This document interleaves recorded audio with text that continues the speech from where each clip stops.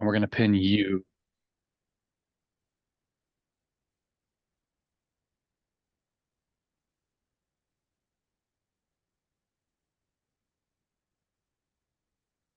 I'll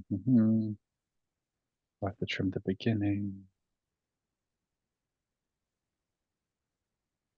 Alrighty, everyone. Welcome to our workshop on how to make things interactive using Story City's tools. And we have Emily Craven, our amazing CEO, who's giving us this little quick workshop today. Go, Emily. Beautiful. Thank you very much, Tim. So welcome everyone. We're going to do a couple of these quick micro workshops so that you can get oriented throughout the day to best build some interactive and amazing adventures through your city.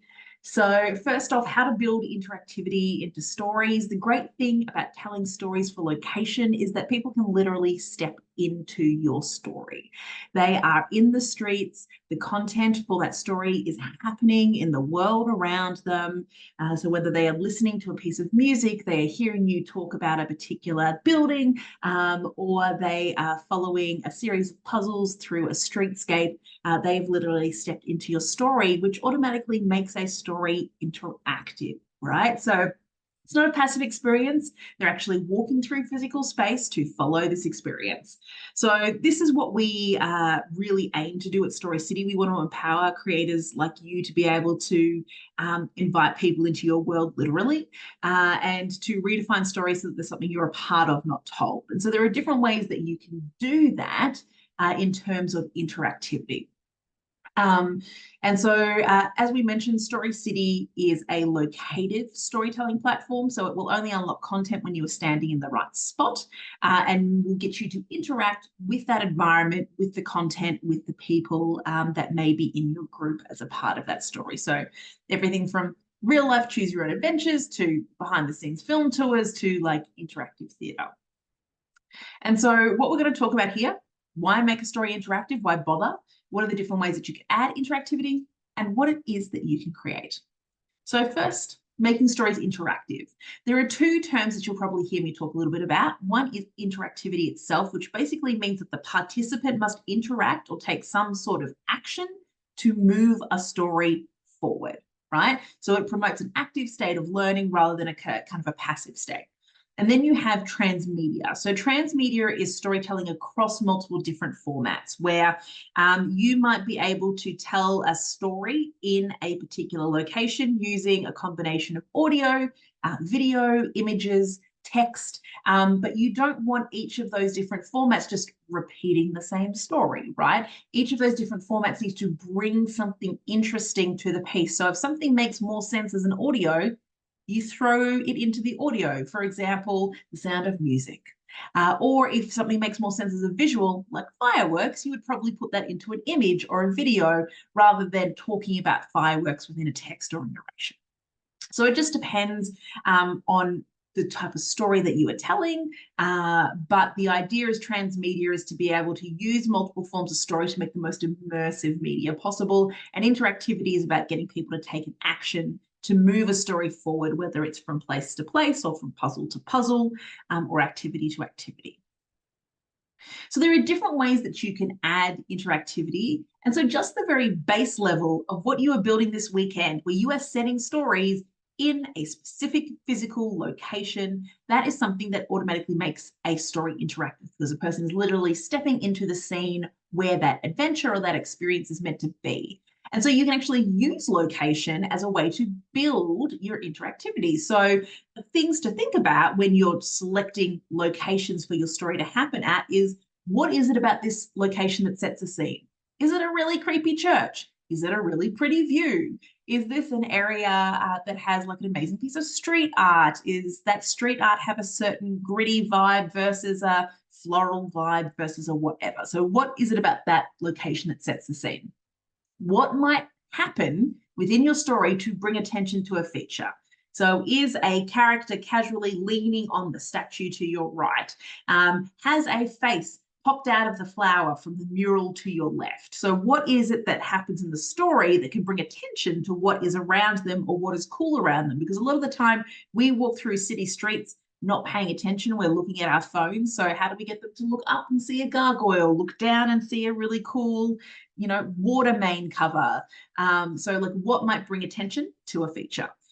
Also, as we talked about, what atmosphere is there that can be played on in that location? Was it close enough to the last location? Like if you're making them walk and they've had to walk 500 meters, half a mile between all of their different stops, and you have not made it really worth their while in terms of the stories, that's going to be an issue, right? So like how close are your locations together? Are people walking? Are they cycling? Are they driving? And how does that then affect how close you have to make those locations? And then the other one is sounds. What sounds can be incorporated into potentially an audio that you might have from this location? Maybe there's a very specific set of church bells that's nearby. Maybe there is a steam clock that makes a hissing noise. So like, are there sounds that you can incorporate from the location into maybe some music or audio? Any questions, Tim? Yeah. What about dialogue? Well, so things like dialogue do help make a story interactive. And so when you are telling a story, generally it can either be, walking to a style where you have some sort of narrator who is giving you information. But you can also have fictional based stories in which you have multiple characters, and those characters are obviously talking together in dialogue. And so when you think about locations and the fact that they might be standing on a street corner, for example, you want to be careful of the fact that if you have audio as one of your main ways to communicate your story, that where you are placing a person or where you are getting them to do a piece of interactivity, they might be holding a phone, they might be listening in audio. Can they do that activity that you've told them to do while still listening to instructions on the audio? So those are things that you need to consider when you're speaking like audio and locations. Another interesting thing about locations as well, like for setting scenes, is that you want to make sure that you're taking people to interesting places. Because yes, interactivity is great, but if you're just taking them to a street corner and there's nothing at that street corner that makes it stand out, maybe there's a random Tim Hortons there if you're in Canada, it's a Starbucks if you're in the US. People are not going to follow your story all the way through. So while you're also considering interactivity, also consider like the fact that this is also a little bit about exploring the city as well. And that also means that you have to be quite consciousness about safety as well. Because if someone's going to be listening to something, you're getting them to interact with a playground, a piece of artwork, whatever that might be. How safe is that area at night around foot traffic? Is it an alleyway that cars go down all the time? Where are you getting them to stand in that alleyway? If you're getting them to do something on a particular statue, like how are they going to injure themselves if they do that, right? So you want to make sure that you're also considering safety and the fact that, some people are smart, but collectively people are dumb. And so when people do things together in groups, they don't quite think through things because they think the other people are going to think through things. So you also want to consider like how safe a particular area is. That's fantastic. What about going inside of buildings? Going inside of buildings. So you can get people to go inside of buildings if you want as part of your interactivity. Maybe there's an art gallery in there and all of those sorts of things. But the key thing to remember is that GPS does not work very well inside of a building. So if you want to put people into a building, you need to take into consideration opening hours. And you also need to take into consideration the fact that your scene is going to have to start at the entry point outside of that building, and you are going to have to somehow navigate them to where you want them to be inside that building. So whether that's giving verbal directions as part of the story, whether that is giving map directions or whatever that might be, you've got to make sure that you're also giving kind of wayfinding a little bit as well, because that GPS won't work inside. But also, if something does have particular opening hours, you really want to make sure that you list that in the description for your story. Because if someone rocks up to a place and they're like, oh, this place isn't open and now I can't move forward because like I can't actually see what's happening, that becomes an issue. So you always want to make sure that you flag that up front. Awesome. Yeah. And so these are a couple of examples of different ways that people have used location to be interactive, from something as simple as like a post-it note that someone has stuck to walls where they did a little vignette story about a person in that particular location and kind of hashtagged it, to, you know, poetry within public art, to light projection on buildings, to an app like Story City or like Zombies Run, which narrates a zombie story to you as you are running around your neighborhood. It's meant to be an exercise app that helps kind of try to promote exercise. So there are different ways that you can use location for that kind of interactivity piece to get people really moving. The other way to add in interactivity is by mixing fiction with the real world. So in particular here, at Story City, we do a lot of real life choose your own adventures, outdoor escape rooms where you are a private investigator trying to solve a mystery. Aliens have landed and you are helping to stop the alien invasion. When you overlay fiction and location together, it kind of makes that alternative reality and blurs that line between what's real and what's not. And so readers are invited to interact with each other, with fictional characters, to increase the believability of something. And so when you are building up that fantasy that they may not necessarily be able to see because, you know, they're just seeing the real world and their location, what's really helpful to remember is like leveraging that location piece, right? So if you're telling someone that statue is to the left and it is, and a gargoyle is to the right and it is, it will build up the trust in you as a storyteller, so that when you then break the fiction by being like, an alien spaceship came down and shot off a bunch of rainbow lasers, like it's much easier for them to be like, okay, that's, yeah, sure, fine. I've built this trust with you and I have an additional ability. Another way that you can build interactivity into things is via choice. So we have had a lot of people do various types of branching narratives or choose your adventures on the platform, where you are presented with a scenario at a particular location and then you are given choices as to which direction you want to take. And the interactivity is that choice. So what would happen is that if they chose choice A, they would have to walk to location A. If they chose choice B, they would have to walk to location B to unlock the next part of the story. And so you kind of get these branching narratives that kind of go down by different levels, but just the very act of them having to make a choice. They don't even need to do anything in the location. You can present them with the story and you can present them with a choice. And just by taking that choice and ending up in unique places, they're going to come back and do that story again, right? So that's also a very simple way to add in interactivity. Any questions, Tim, before I kind of hit the last piece here? Nope. So our stories don't have to be linear, I think is what you're saying. And so, Right. um, how many endings can I have in a story, and how long can that go for? So you can have as many endings as you want, but you can only have one start location. So there is one start point from which your branches can zoom out.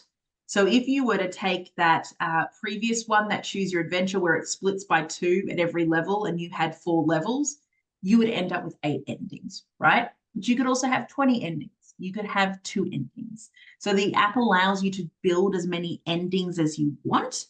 It's just a matter of scope. How much can you do in 2 days, right?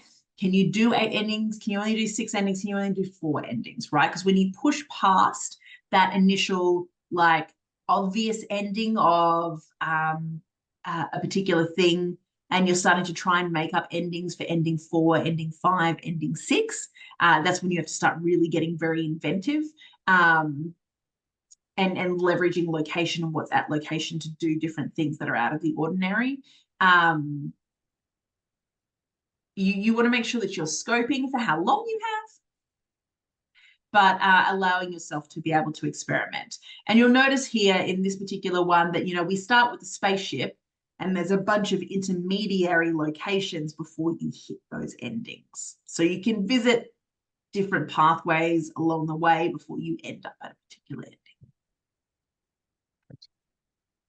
And the final way that you can add interactivity into stories is via gamification. right? So you can add in things like clues or puzzles where they need to solve something to unlock the next piece. So in the app, you can do things like turn off the map so that they have to solve a riddle to be able to get to the next piece of the location. They can't use the map to cheat.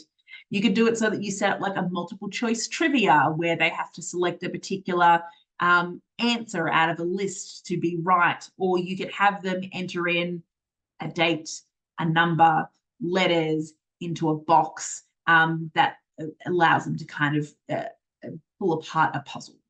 You can also have games, so actually getting them, they're in the physical world, get them to do physical activities, get them to do poses with statues and bring a piece of chalk with them and leave a kind message on the wall to, getting people to use a piece of playground equipment. And that kind of leads into things like finding a thing, find this particular type of leaf, find this particular type of window, or challenges where you're saying, knock on this tree 3 times, sing a lullaby to lure out a fairy, do a dance challenge, right? So like getting them to do something in that physical space. But the other thing that you can also do is kind of leave a legacy of something behind. So say you're in a park, you could find like leaves and sticks and like make little stick men. Or you could, again, like I talked about that chalk example, where you could bring a piece of chalk with you and leave a message for someone on the ground, to drawing a love heart on a tree. But other ways that you can add interactivity could be just as simple as you have a circus performer on your team, you have a dancer on your team, you have a musician on your team who does a live performance in that area that you can record in the video. So those are all examples of different ways that you can make a story interactive and immersive and fun with the activities that you have. We will see you at the next mini workshop.